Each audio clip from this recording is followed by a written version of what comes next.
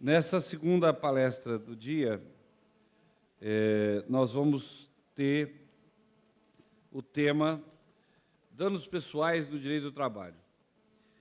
E o palestrante é o Dr. Paulo Eduardo Vieira de Oliveira, que é juiz do trabalho, professor livre-docente em Direito do Trabalho pela Faculdade de Direito da USP, professor do Departamento de Direito do Trabalho e de Seguridade Social da Faculdade de Direito da USP. O professor Paulo Eduardo é reconhecidamente um dos grandes estudiosos também desse assunto, né? Tivemos a honra de contar aqui nessa mesa com a presença não só dos mesmos professores que compuseram a mesa anterior, a professora Erotilde, a quem eu agradeço, o professor Gilberto Maestro, professora Priscila, mas o professor Jorge Cavalcante Bolsinhas, que gostou tanto do convívio com os nossos alunos aqui, né, que resolveu ficar para essa segunda palestra do Dr. Paulo Eduardo, professor Paulo Eduardo. Então, nós agradecemos muito isso. E o professor Paulo Eduardo vai ter o tempo necessário para fazer a sua explanação, e vou avisando a vocês desde já o seguinte: ele deixou aqui 2 livros que nós, ao final, sortearemos dentre os presentes, dentre os que estão participando. Um livro de sua autoria, que é exatamente o título do nosso tema aqui, né? O dano pessoal no direito do trabalho, praticamente igual o título da sua palestra, o dano pessoal no direito do trabalho, que é um livro reconhecido, já está na 2ª edição pela LTR, e um livro do professor Orísio de Oliveira, que é pai do professor Paulo Eduardo Vieira de Oliveira, sobre a exclusão de concorrência no contrato de emprego. Então, eu agradeço desde já ao professor Paulo Eduardo pela presença, pelos livros que vão ser disponibilizados e nós vamos sortear aos alunos, e eu passo imediatamente a palavra a ele para fazer a sua explanação.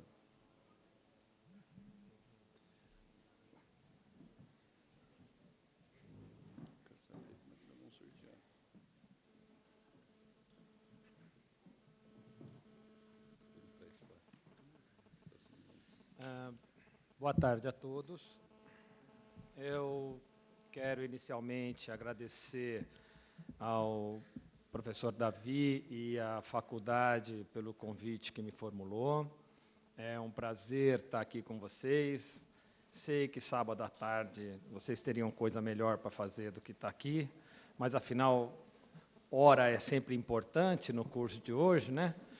E, na verdade, quero dizer que, para mim, mais do que um convite, estar aqui, agradecer à faculdade pelos grandes momentos que eu passei aqui, pelas experiências que eu tive aqui na Faculdade de Direito de São Bernardo do Campo. Estar presente com vocês e também ao lado do Dr. Davi, Dr. Jorge Bolsinhas, Dr. Erotilde, é sempre um prazer, e de forma que inicio a minha palestra agradecendo o convite e a oportunidade de estar aqui com vocês mais uma vez. Feitas estas considerações, vamos ao que interessa. É sempre complicado a gente falar de relação entre capital e trabalho.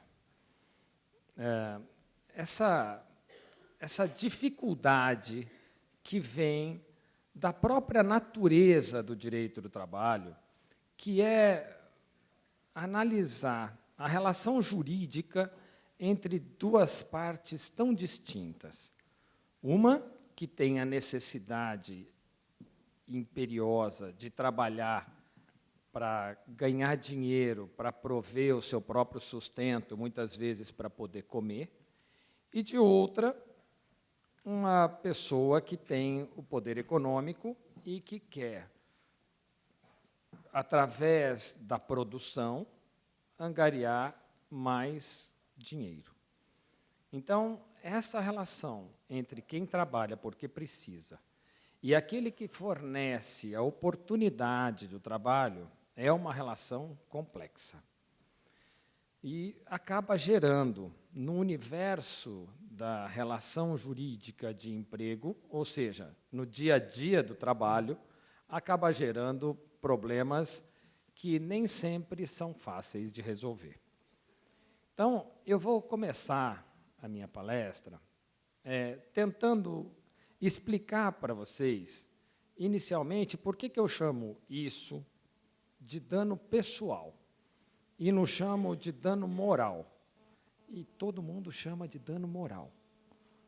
Porque, na verdade, eu entendo, pessoalmente, que a expressão dano moral não é suficiente para abranger todos os tipos de problema que podem surgir entre empregado e empregador nesse conteúdo específico. Eu explico. A doutrina clássica separa os danos em danos patrimoniais e danos extrapatrimoniais. Os danos patrimoniais são aqueles que podem ser mensurados, aqueles que podem ser medidos. Alguém bate no meu carro, quebra a lanterna, então, para consertar a lanterna no meu carro, é R$40, o cara vai e paga R$40, está resolvido. Esses são os danos patrimoniais. E os danos extrapatrimoniais é todo o resto. Então, tudo que não puder ser mensurado, ser medido, é dano extrapatrimonial, ou seja, fora do patrimônio. E aí, a gente insere uma série de coisas, uma série de situações. Por exemplo, a pessoa perde um braço. A doutrina clássica chama isso de dano moral. A pessoa tem uma parte de uma obra plagiada. A doutrina clássica chama isso de dano moral. Uma pessoa tem a sua honra violada. Dano moral também. Então, eu entendo, e assim, brevemente tentando demonstrar para vocês, eu entendo que a expressão dano pessoal, como dano à pessoa do trabalhador, abrangida a sua personalidade inteira, é mais completa. Porque o dano pessoal pode ser um dano à integridade física, pode ser, a pessoa perde um braço, por exemplo. A pessoa tem uma parte de uma obra plagiada, então um dano à integridade intelectual, ou ele pode sofrer, inclusive, um dano à sua integridade moral, quando ele tem a sua honra ofendida. Então, para tentar simplificar, eu digo assim, as pessoas normalmente, é isso que vocês vão ver, vão ler, porque, na verdade, a expressão dano moral é a expressão que pegou. Então, a gente fala dano moral. Eu também falo. Não veio falando dano pessoal, falo dano moral. Porque é a expressão que pegou. Então, quando a gente fala dano moral, a gente está usando dano moral como gênero. E, na verdade, o dano moral é uma espécie de dano à integridade da pessoa humana. É isso. Então, só uma breve introdução para que vocês entendam por que o título da palestra é esse e por que o título do livro também é esse. É porque eu não entendo o dano moral só suficiente para explicar tudo o que pode acontecer. Perde braço, perde perna e assim por diante. Tá bom? Tanto um quanto o outro, vão ensejar alguns problemas. Deixa eu tentar explicar para vocês o que eu estou querendo dizer. Tem dia que a gente acorda e a gente está super claro, a gente fala, todo mundo entende. Tem dia que vocês vão assistir a aula aí do professor Davi, ele vai falar, nossa, que aula maravilhosa, todo mundo entende. Mas tem dia que ele fala, ninguém entende nada. Mas eu não estou citando o professor Davi como exemplo, porque é meu amigo, mas qualquer um de nós é assim, a gente tem a vida, sai, né? É que ninguém pensa, aluno é uma desgraça, aqui conversando só entre nós aqui. Porque você vem aqui para a aula, você acha que você tem problema, né? E você acha que o cara que está lá falando não tem. Assim, ele tem obrigação de estar lá, disposto, bonito, cheiroso, para dar aula para vocês, barriga de tanquinho, para dar aula para vocês, de preferência, né? para dar aula para vocês. E não é assim, né? Todo mundo tem problema. Você aguenta as coisas o dia inteiro, tal, vem especialmente à noite, né? Dar aula de manhã é muito mais legal, porque de manhã você não tem tempo de ter problema, né? Você pode até ter, mas você não tem tempo. Normalmente, você acorda, toma café e vem para dar aula, então está tranquilo. Mas à noite, o bicho já pegou, o juiz já te xingou, você já xingou o advogado, já está aquela enhaca, perdeu o prazo, bateu o carro, acabou a gasolina, o dinheiro não deu. Então, chega aqui, nos cascos. E aí tem sempre um aluno enchendo o saco. Aí não dá, né?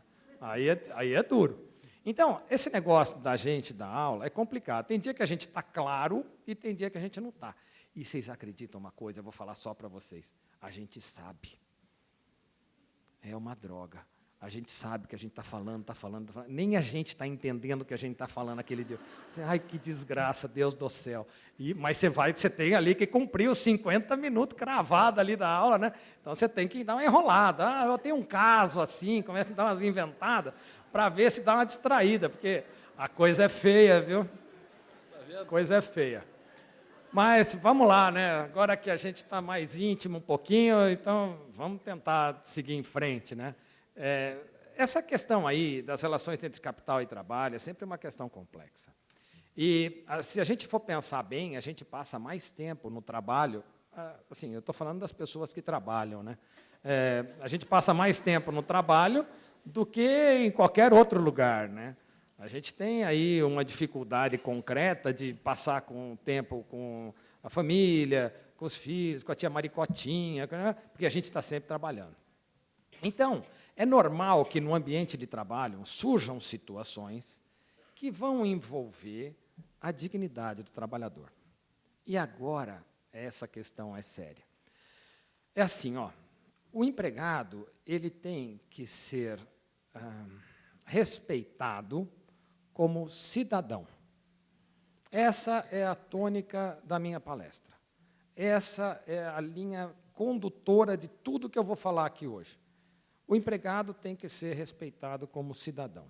É gozado porque, às vezes, as pessoas, empresários, por exemplo, saem de carro e dão passagem para as pessoas no farol, para atravessarem na faixa, ou então pegam o metrô, pegam um ônibus e deixam as pessoas de idade ou grávidas sentarem, ou seja, um cidadão exemplar, boa gente, pessoa de boa índole. Mas quando chega no trabalho, ele vira o capeta. Tem um filme que eu quero indicar para vocês, na verdade não é um filme, eu tenho até vergonha de falar, mas eu vou falar. É um desenho do Pateta. E já assim, põe assim no Google, Pateta no trânsito. Eu não sei se alguém já viu, é sensacional. É aquilo que eu penso. O Pateta é um cidadão pacato, tranquilo, sossegado, nossa, um amor de pessoa, até que ele entra no carro. Ele vira o diabo. Ele vira o diabo. O filme, o desenho é pequenininho e ele é sensacional. Eu deveria ter trazido aqui para a gente assistir junto. É sensacional. E é assim no nosso dia a dia. Porque, normalmente, o empregador, o chefe, o gerente, fora da empresa, não é tão ruim assim.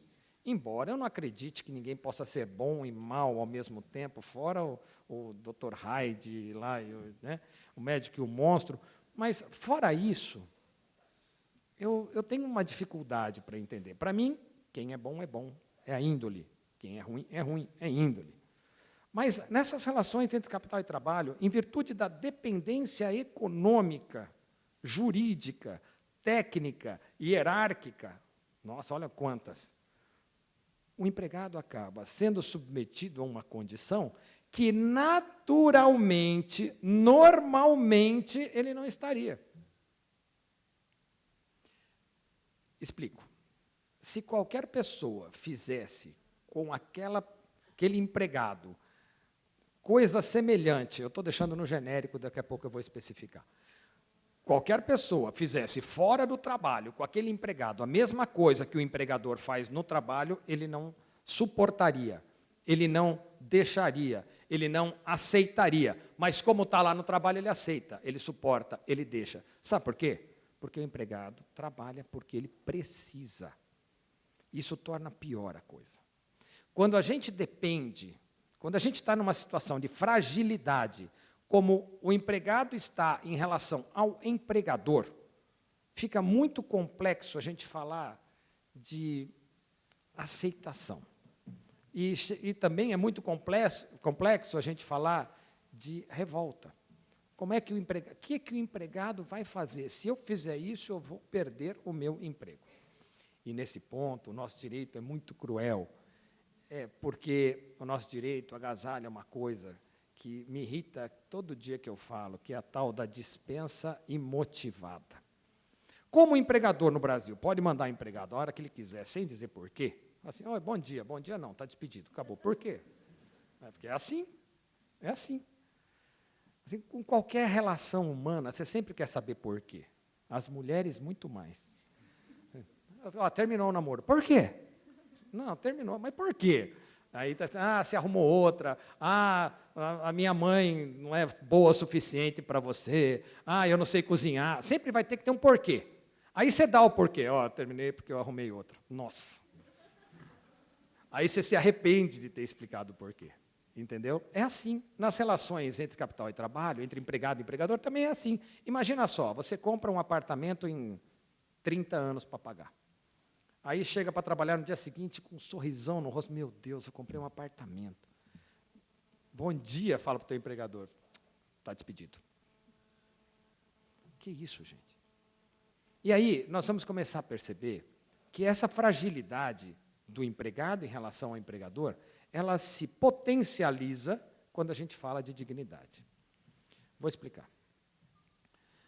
Existem várias situações que podem colocar o empregado numa situação difícil frente ao empregador e que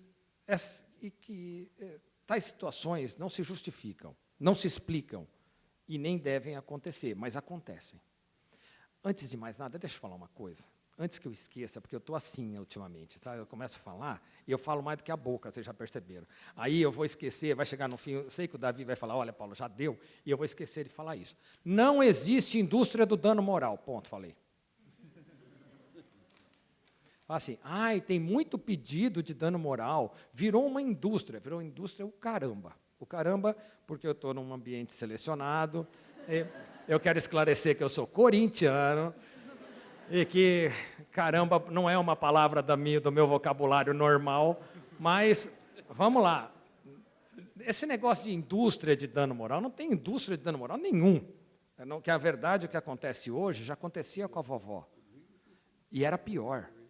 Nossa Senhora, era muito pior. O empregador lascava a lenha no empregado. E isso era admitido como razoável, porque, afinal de contas, eu estava lá trabalhando. Só que não pode. Não podia lá e não pode agora. Só que hoje isso encontra uma regulamentação jurídica, assim, bem pitititica, mas que já existe, já é suficiente para criar problema. O empregado, ele é sujeito, antes de mais nada, assim, um dano pessoal, ele pode ocorrer tanto de lá para cá, quanto daqui para lá. Se o empregado é demitido e picha no muro da empresa, a mulher do empregador não é séria, isso é um dano moral também. Isso pode ser, meus amigos, estou num ambiente seleto, né?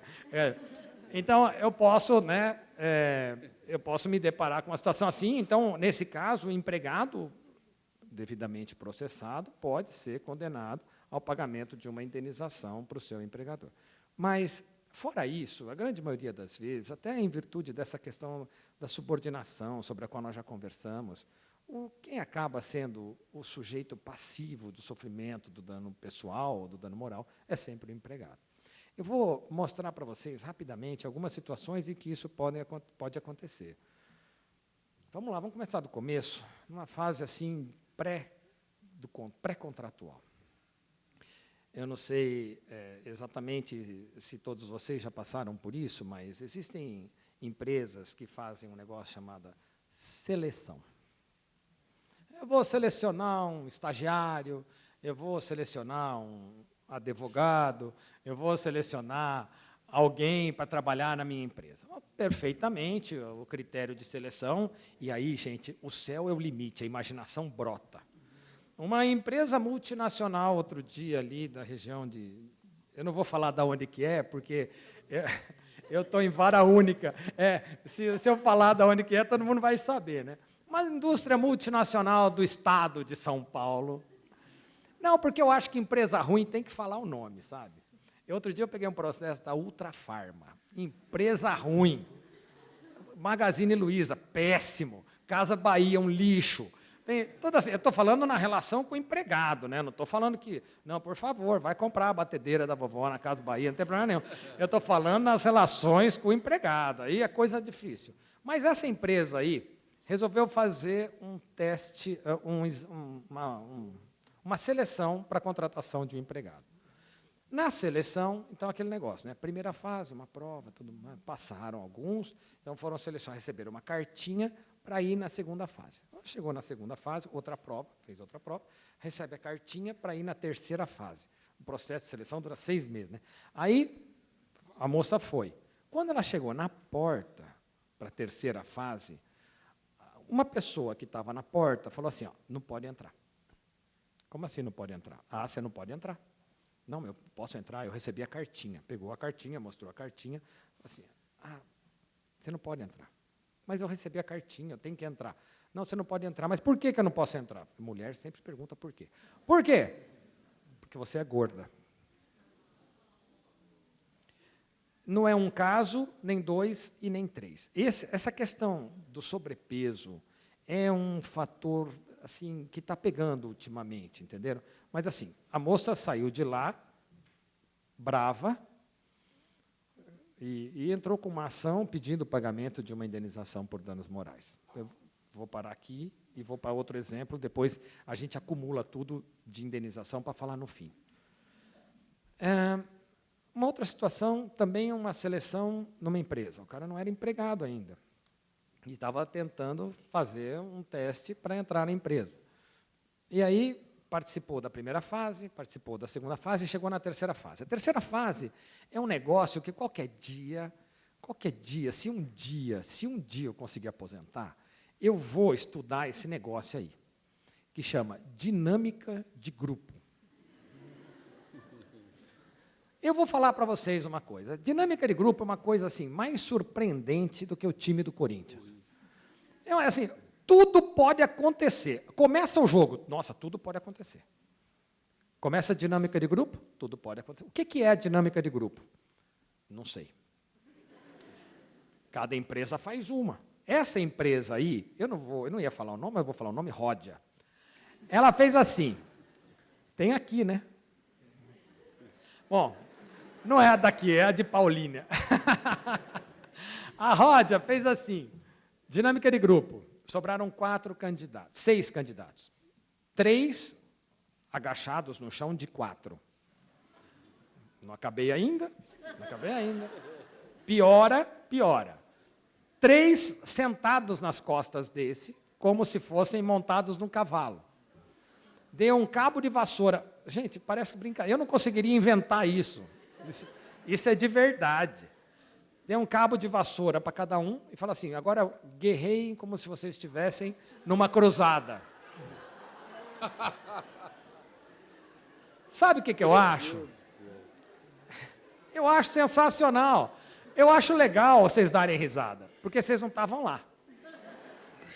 Não é verdade? A gente aqui, do ponto de vista que a gente está, é confortável. A gente sabe que não foi com a gente. A gente não sabe que não foi com a mãe da gente, amanhã é dia das mães. A gente não sabe que foi, né? A gente não sabe que... E isso torna a coisa mais leve, mas não é, hein? É complicado. A pessoa precisa do emprego. A pessoa, se você chegasse para essa pessoa na tua casa, fala assim, fica de 4 aí que eu vou sentar em cima de você para...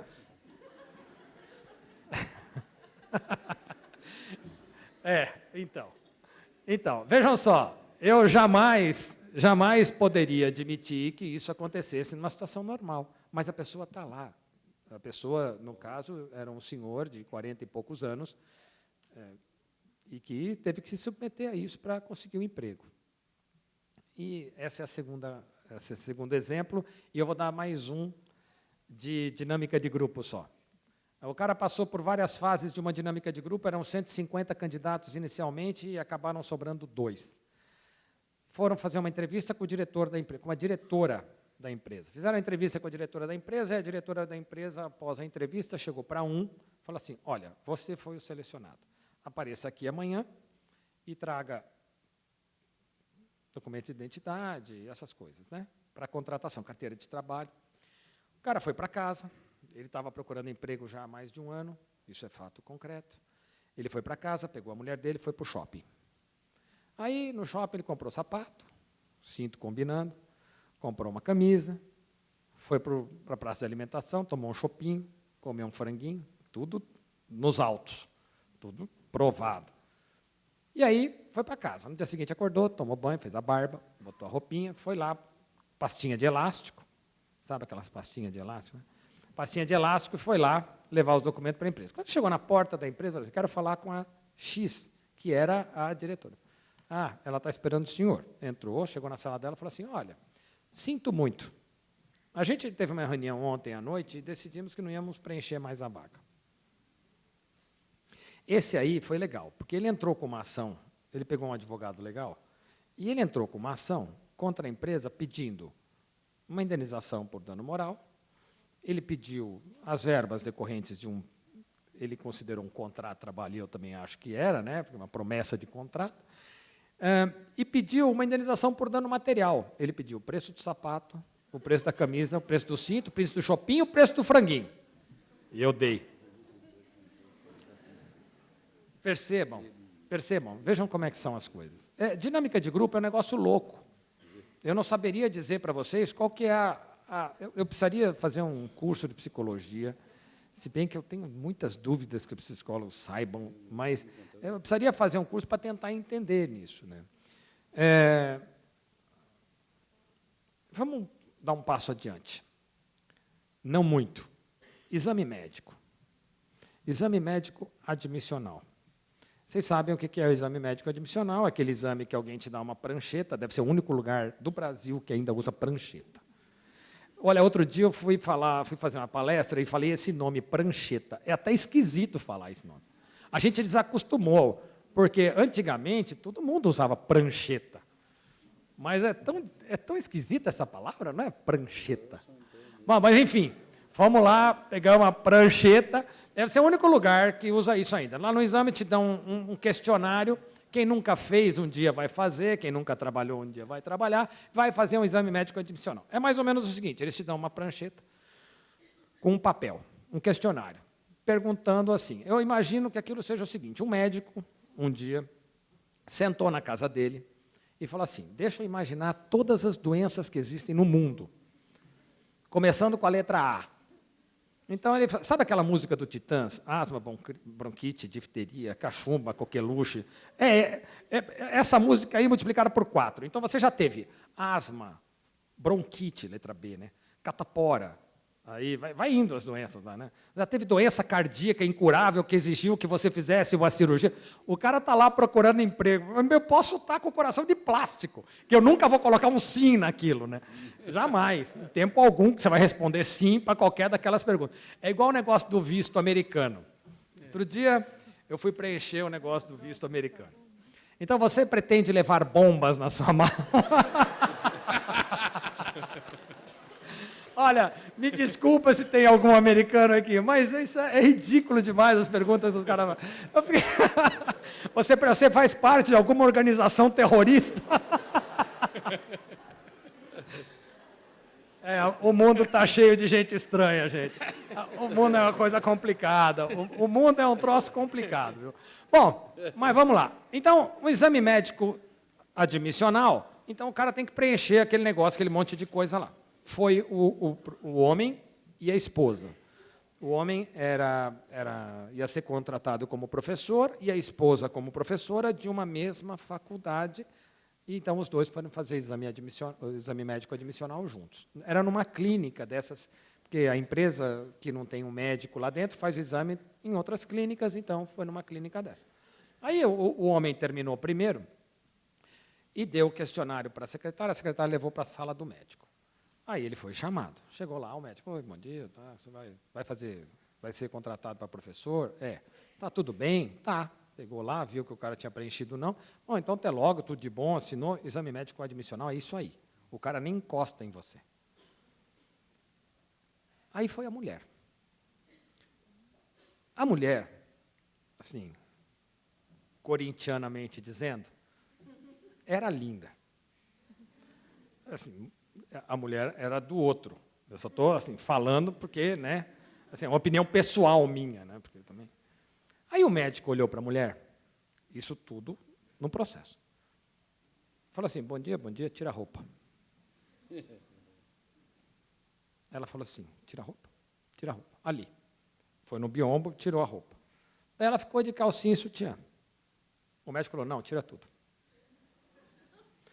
Aí ela chamou o marido. Ela que era mulher, sabe, tem mulher que é rebelde, que não pega o nome do marido. Aí o médico deve ter lido lá nome diferente, falou para a mulher, não é casado com esse cara, sei lá se pensou também. Aí ela chamou o marido entrou e deu uma surra no médico. Aí nenhum dos dois foi contratado.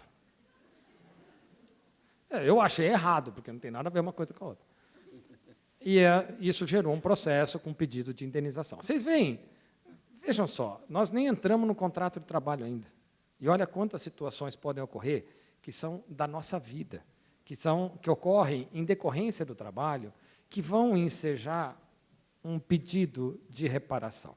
Então, aqui eu vou abrir um parênteses para vocês. Isso vai acontecer sempre na vida da gente.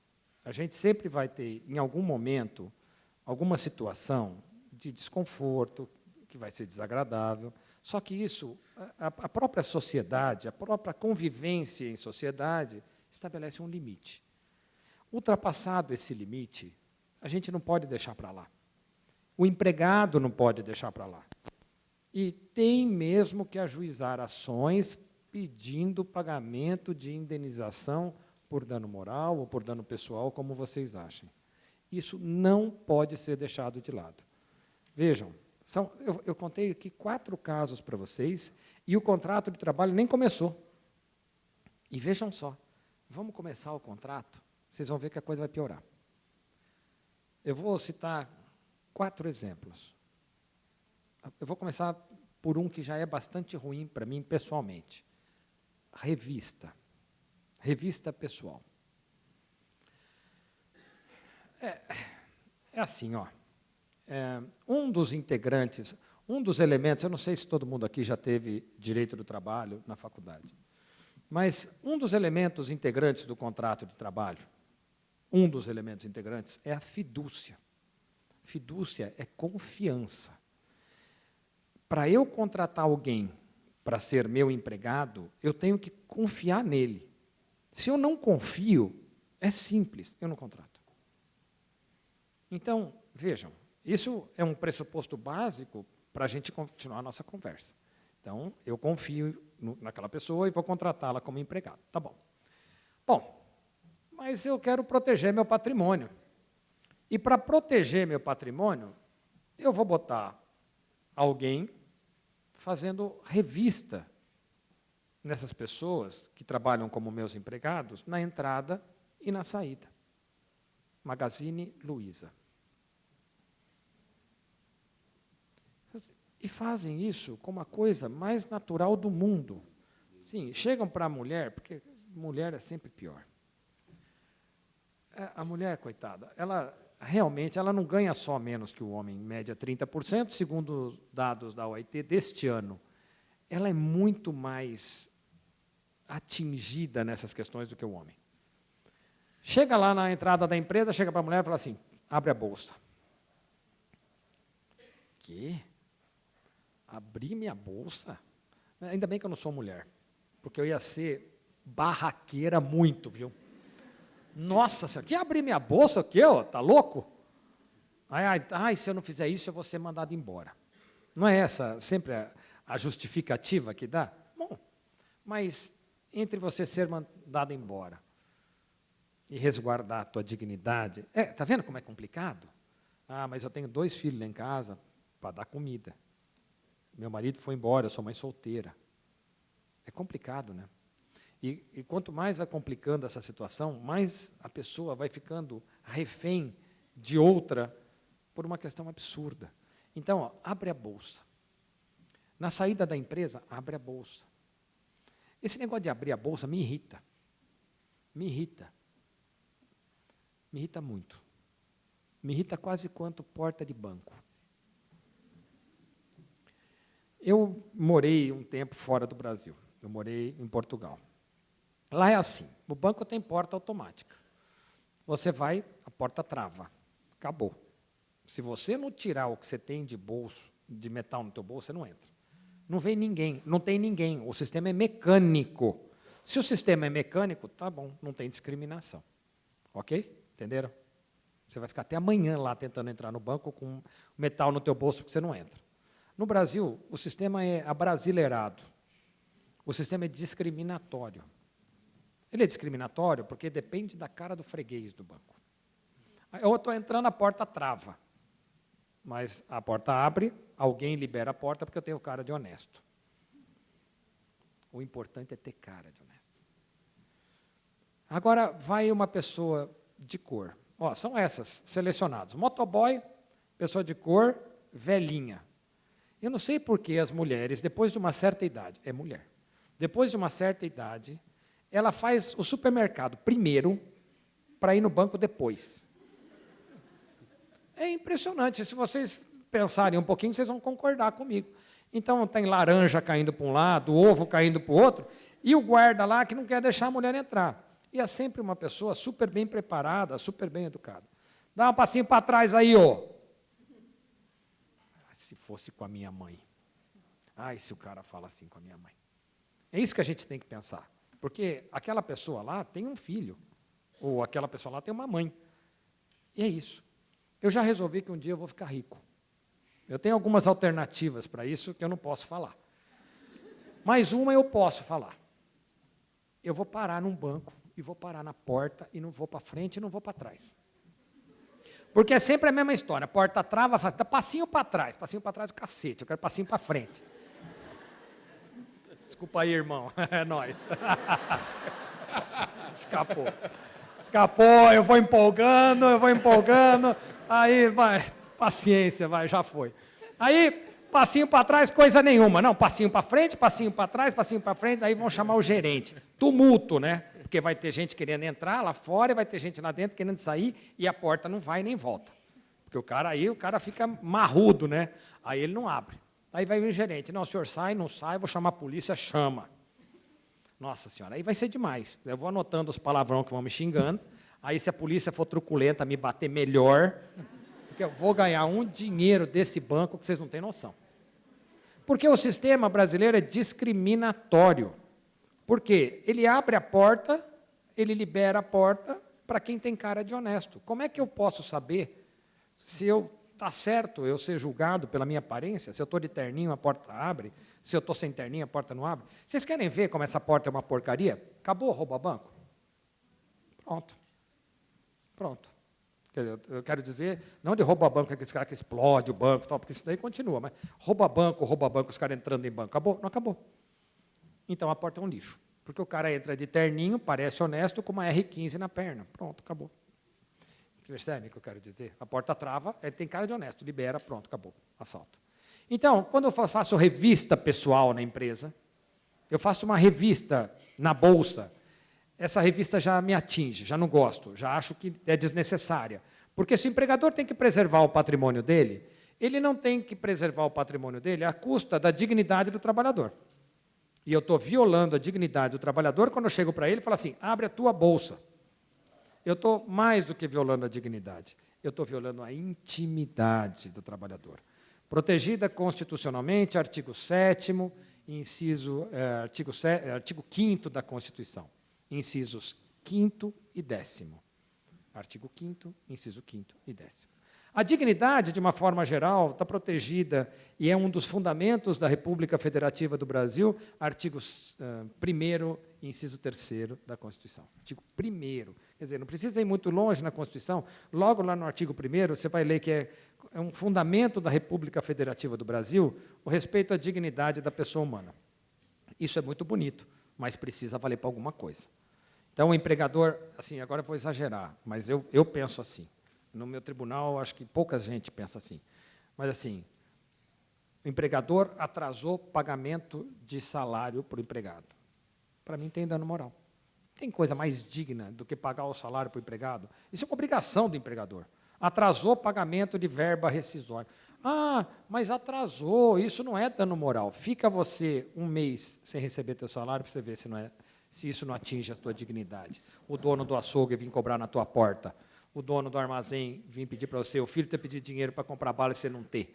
Isso é atingir a dignidade do trabalhador. Então, a gente tem que apegar. Muitas vezes a gente faz isso, né? A gente na faculdade de Direito fica um blá, blá, blá, blá, blá, blá, blá, a gente não pensa. A gente, aqui, eu estava até falando com o Davi e com o Marcelo antes de entrar aqui, eu gosto dessa faculdade porque aqui vocês pensam. Aqui vocês são obrigados. Não que vocês gostem, não, viu? Não é assim também, menos, né? Mas, assim, aqui os professores fazem vocês pensarem. Isso é legal. Porque pegar um artigo de lei e ler, qualquer um lê. Se saber artigo fosse alguma coisa, qualquer preso era Rui Barbosa. Chega na cadeia e pergunta por que o cara está lá, você vai sentir vergonha. Mas o cara só faz isso, ele sabe ler, ele sabe qual é o artigo, mas ele não sabe por quê. É igual papagaio, ele fala, mas ele não sabe o que está falando. Então, o que vai diferenciar vocês é vocês pegarem um artigo de lei que todo mundo lê e vocês darem para esse artigo de lei uma interpretação diferente do que todo mundo dá. Aí é que é legal. Opa, aí é que é legal. Calma aí. Então, vocês percebam, essa revista que se faz na entrada e da saída da empresa, na bolsa, já é ruim. Quando o empregador fala assim, eu vou fazer a revista aleatoriamente, para mim é pior. Porque daí, assim, essa aqui vai passar linha, aquela ali não vai passar linha, aquele ali vai passar linha, aquele lá não vai passar linha. O que é passar linha? Essa linha vai, uma salinha tira a roupa. Vocês acreditam que tem isso hoje, até hoje ainda? Empresa que faz o empregado tirar a roupa. Ah, mas quem faz a revista, e aí a revista íntima, quem faz a revista íntima é pessoa do mesmo sexo. Grande porcaria, né? Veja, como é que eu posso respeitar a dignidade de um trabalhador se eu chego para ele e falo assim, entra numa sala e tira a roupa? Está vendo? Não tem jeito de respeitar. Vou contar um caso. Lá vou eu, né? Vou dar uma distraída, né? Porque eu já não tenho mais o que falar. Então é assim. Tem sim. Eu tenho sim, viu, seus bestas. Aí assim, ó. Imagina uma pessoa, ela trabalhava na CIA. Aí ela era vendedora, ela era na caixa. Ela parou, ela acabou o turno dela, ela fechou o caixa e foi sair. Essa CIA ficava num shopping, fica num shopping, e ela foi sair pela entrada do shopping, porque ela podia sair pela entrada do shopping ou pela entrada do estacionamento, porque era uma loja âncora.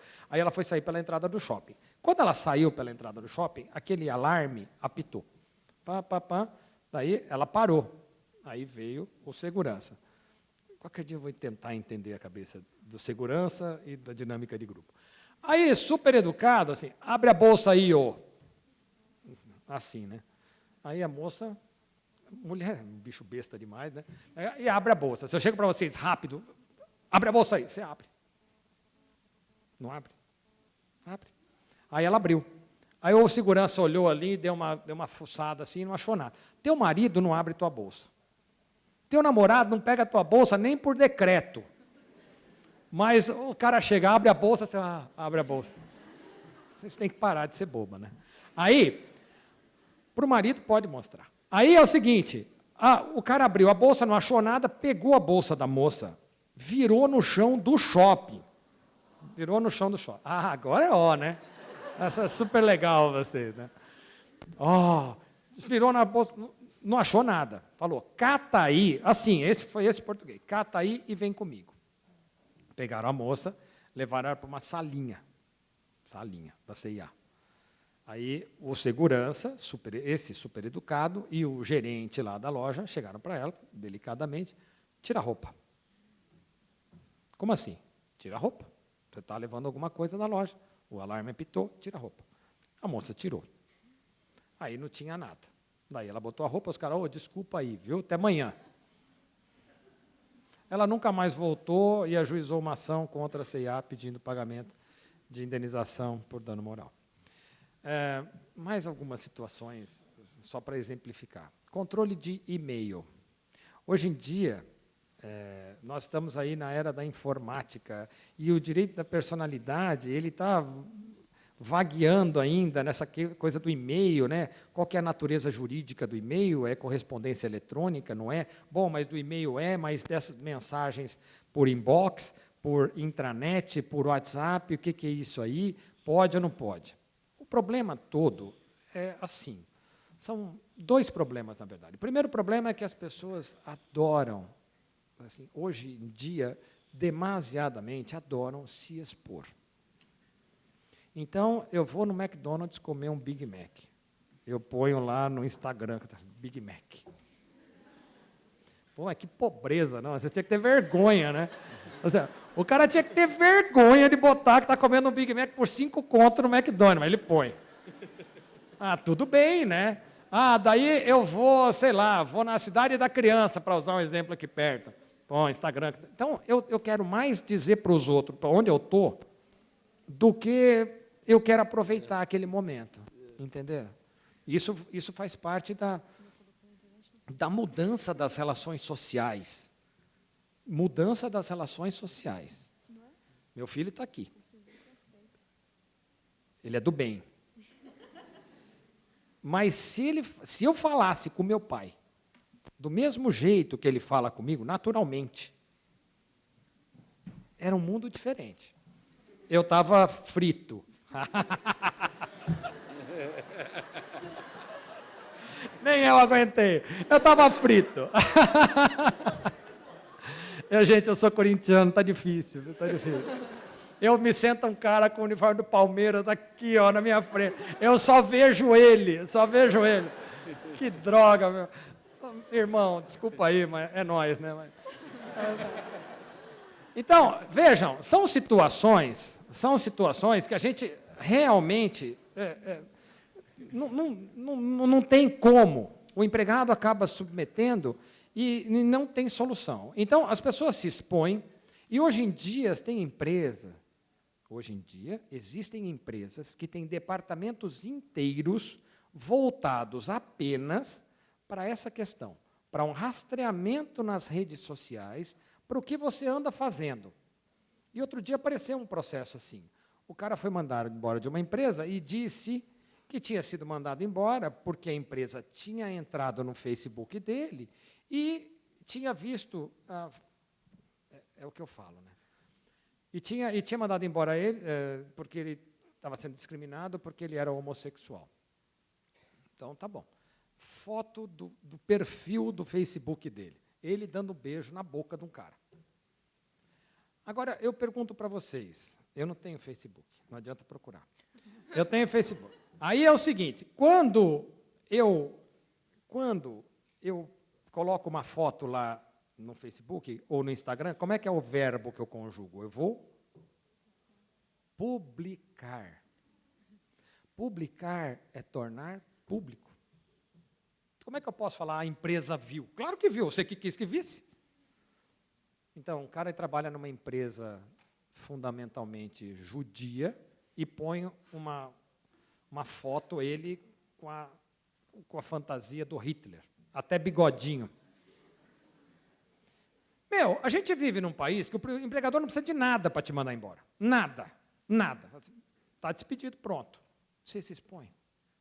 Agora, uma coisa é você publicar, alguém ver, isso é outra coisa. Outra coisa é o empregador fuçar. Aí é diferente. Eu sou partidário da tese de que o e-mail, por exemplo, é correspondência, e se é correspondência, está protegida pelo sigilo, o empregador não pode ver. Mesmo que tenha @empresa, o empregador não pode ver. Não interessa se ele quer ver. O problema é dele. Eu acho que o empregador tem